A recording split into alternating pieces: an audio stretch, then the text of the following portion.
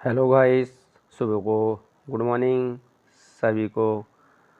आज का जो टॉपिक रहेगा बाल विकास एवं शिक्षा शास्त्र पर प्रश्न लेकर आए हैं, जो आपका 20 अगस्त को एग्ज़ाम होने जा रहा है। उसी से रिलेटिव इस टाइप के प्रश्न पूछे जाएंगे और रो वही प्रश्न रहेंगे। इस बार ऑफलाइन पेपर है आपका और सभी का उद्देश्य है अच्छा पेपर रहेगा। सभी दोस्त जो भी हमारे मित्र हैं अच्छे नंबरों से सब पास होंगे। 120 110 प्लस नंबर लाएंगे। भाई दोस्तों, समय न लेने के कारण क्लास जल्दी शुरू कर लेते हैं। चलिए पहले प्रश्न से बात कर लेते हैं। बहुत अच्छे प्रश्न है।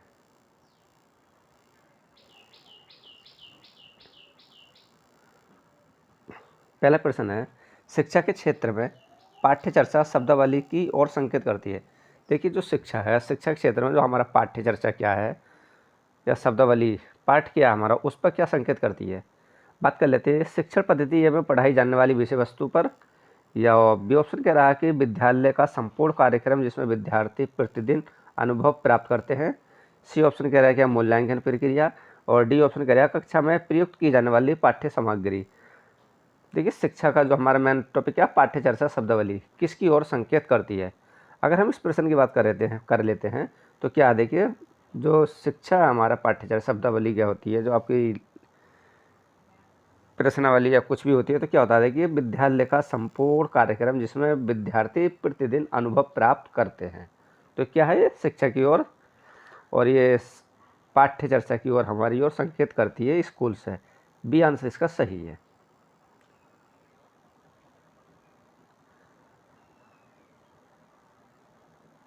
नेक्स्ट प्रश्न, दूसरा प्रश्न आपका, निचली कक्षाओं में शिक्षण की खेल पद्धति मूल रूप से आधारित है।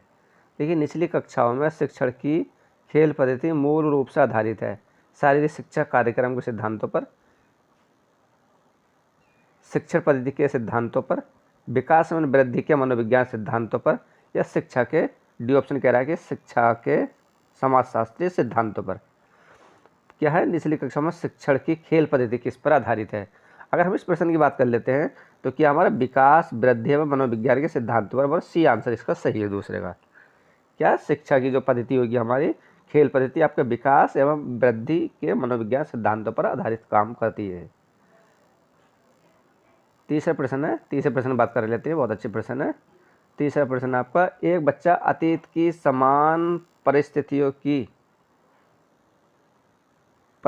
की गई अनुक्रियाओं के आधार पर नई स्थिति के प्रति अनुक्रिया करता है।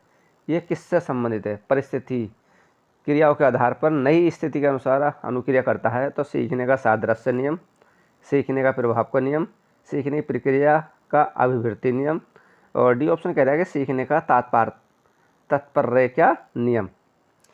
अगर हम तीसरे प्रश्न की बात कर लेते हैं तो यह है सीखने का प्रभाव का नियम, जो नई परिस्थिति का अनुक्रिया नई स्थिति में वो करती है। तो हमारा बी आंसर इसका सही है। तीसरे का बी आंसर इसका सही है, बी।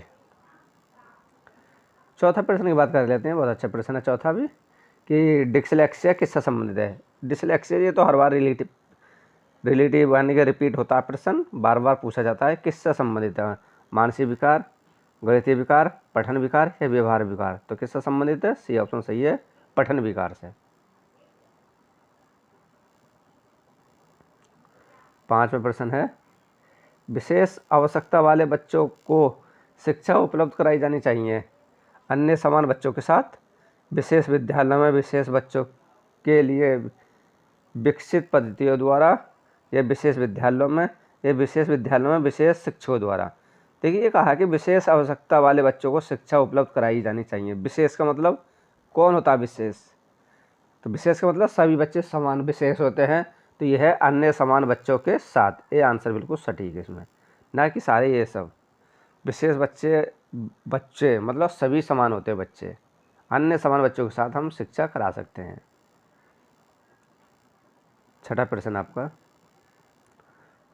है आपका कि आकलन को उपयोगी और रोचक प्रक्रिया बनाने के लिए प्रति सचेत होना चाहिए अलग अलग विद्यार्थियों में तुलना करना, विद्यार्थी को बुद्धिमान या औसत विद्यार्थियों की उपलब्धि देना, या शैक्षिक और सह शैक्षिक क्षेत्रों में विद्यालयों के सीखने के बारे में जानकारी प्राप्त करने के लिए विभिन्न तरीकों का उपयोग करना, या प्रतिपुष्टि फीडबैक देने के लिए तकनीक भाषा का प्रयोग करना।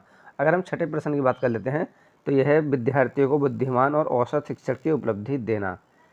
बी आंसर इसका सही है, छठे का बी आंसर।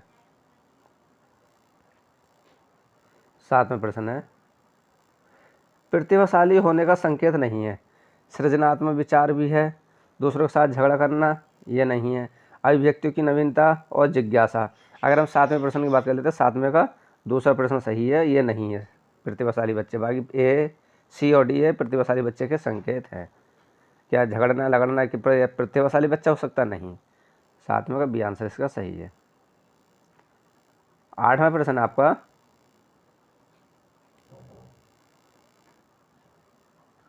बच्चे दुनिया के बारे में अपनी समझ का सृजन करते हैं, इसका श्रेय किसको जाता है? जीन पियाजे को, पावलोव को, कोहलबर्ग को या स्किनर को? बच्चे दुनिया के बारे में अपनी साझा प्रक्रिया करते हैं, तो इसके किसने कहा था इस बारे में? जीन पियाजे। ये आंसर इसका ठीक है। नौवां प्रश्न आपका,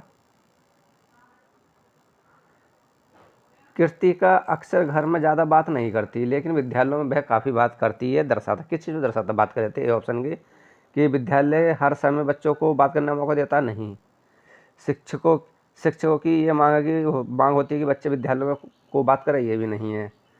कृतिका को अपना घर बिल्कुल पसंद नहीं है, ये भी नहीं है। क्यों नहीं पसंद होगा? उसके विचारों को विद्यालय में मान्यता मिलती है, तो डी आंसर इसका ठीक है। 10वां प्रश्न आपका, एक शिक्षक को अपने विद्यार्थियों की क्षमताओं को समझने का प्रयास करना चाहिए। निम्नलिखित में से कौन सा क्षेत्र उद्देश्य का संबंध है?